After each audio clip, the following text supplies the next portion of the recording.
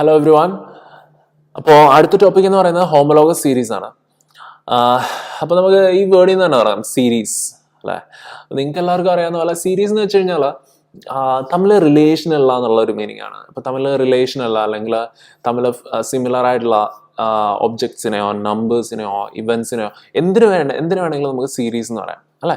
നമ്മൾ എന്തിനാണ് ഓർഗാനിക് കെമിസ്ട്രിയിൽ സീരീസിനെ പറ്റി പറയാം. അപ്പം അതിൻ്റെ ഫുൾ നെയിമാണ് ഹോമോലോഗസ് സീരീസ്. അപ്പോൾ എന്തോ ഒരു സീരീസിനെ പറ്റിയാണ് നമ്മൾ സംസാരിക്കാൻ പോകുന്നത്. അപ്പോൾ എന്തായിരിക്കും ആ റിലേഷൻ, ഇതൊക്കെയാണ് നമ്മൾ നോക്കാൻ പോകുന്നത്. അപ്പോൾ കഴിഞ്ഞ വീഡിയോയിൽ ഞാൻ മറ്റേ ആൽക്കൈൻസിൻ്റെയും 3 ജനറൽ ഫോർമുലയൊക്കെ എഴുതിയായിരുന്നു. അപ്പം ഞാനത് ഇങ്ങോട്ട് എഴുതാം. ഫസ്റ്റ് നമുക്ക് ആൽക്കൈൻസ്. ഓക്കെ, നിങ്ങൾ ഓർക്കുന്നുണ്ടെങ്കിൽ ആൽക്കൈൻസിൻ്റെ ജനറൽ ഫോർമുല എന്ന് പറഞ്ഞാൽ CnH2n+2 ആണ്. ഓക്കെ, അപ്പോൾ നമ്മൾ ഒരു കാർബണുള്ള ഒരു ആൽക്കൈൻ എഴുതാൻ പോവാണ്. ഒരു കാർബണുള്ള ആൽക്കൈൻ C1H2 × 1 2 2 + 2 4 C1H4. അല്ലെങ്കിൽ 1 ആണെങ്കിൽ നമ്മളത് എഴുതേണ്ട ആവശ്യമില്ല. അവിടെ ഒരു ഹിഡൻ ആയിട്ടുള്ള ഒരു 1 ഉണ്ട് അവിടെ, CH4. അപ്പോൾ അതാണ് 1 അല്ലേ. അപ്പം ഇതാണ് ജനറൽ ഫോർമുല. സെക്കൻഡ്, ഇതാണ് നമ്മുടെ ജനറൽ ഫോർമുല. അപ്പോൾ ആദ്യത്തേത് CH4. ഇനി 2 ആണെങ്കിലോ ഇവിടെ എത്ര വരാം, N = 1. ഇനി N = 2 ആണെങ്കിലോ എങ്ങനെ വരും, C2H 2 × 2 4 + 2 6 C2H6. ഇനി N = 3 ആണെങ്കിൽ എങ്ങനെ വരും, C3H 2 × 3 6 + 2 8 C3H8. ഇനി N = 4 ആണെങ്കിലോ C4H 2 × 4 8 8 + 2 10 C5 ആണ്, 5 വരെ നമുക്ക് എഴുതാം.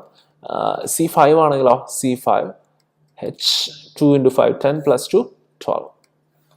അപ്പം ഇങ്ങനെയാണ് ജനറൽ ഫോർമുല പോവുക.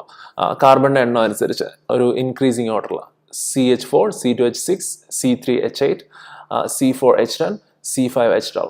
ഇനിയും ഇതേപോലെ തന്നെ ഞാൻ ആൽക്കീൻസ് എഴുതാൻ പോകണേ. ആൽക്കീൻസ്. അപ്പോൾ ആൽക്കീൻസിൻ്റെ ജനറൽ ഫോർമുല ഓർമ്മയുണ്ടോ നിങ്ങൾക്ക്, CnH2n. അത്രേ ഉള്ളൂ.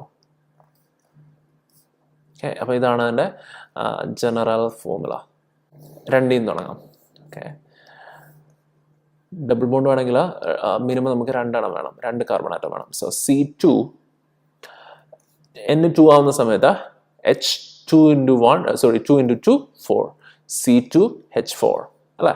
ഇനി C3 ആവുമ്പോഴോ C3H 2 × 3 6 C4 ആവുമ്പോഴോ 4 × 2 8 C5H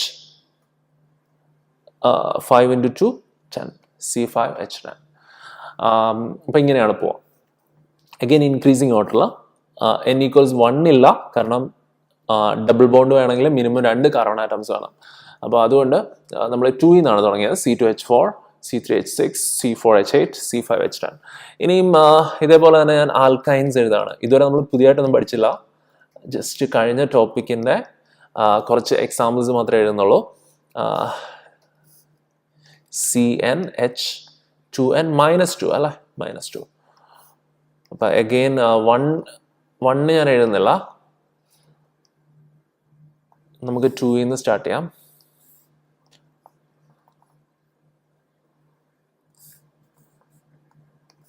C2 ആണെങ്കിൽ C2H 2 × 2 4 4 - 2 2 C2H2.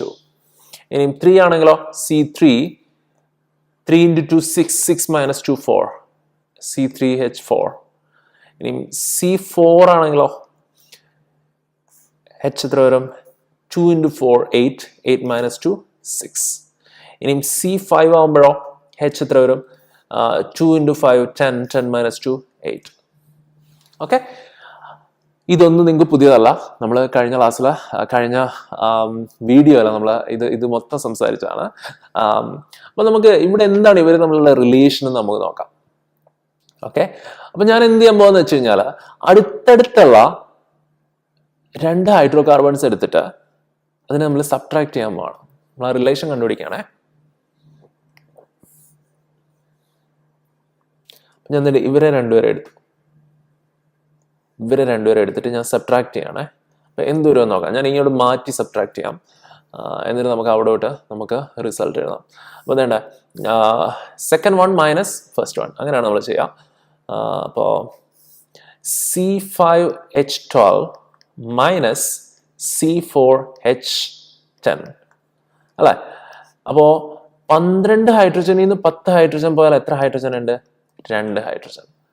5 കാർബണിൽ നിന്ന് 4 കാർബൺ പോയാലോ 1 കാർബൺ, അല്ലെങ്കിൽ CH2.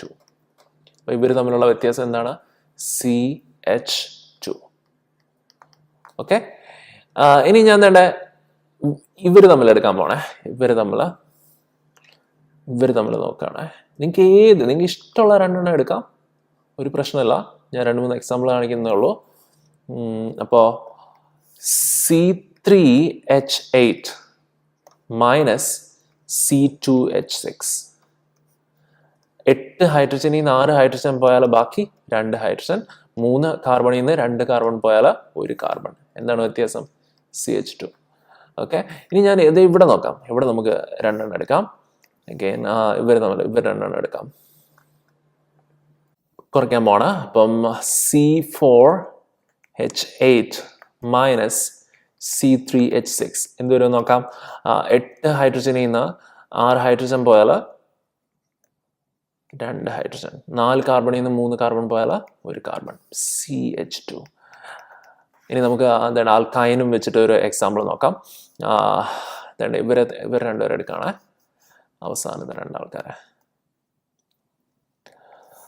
കുറച്ച് നോക്കാം.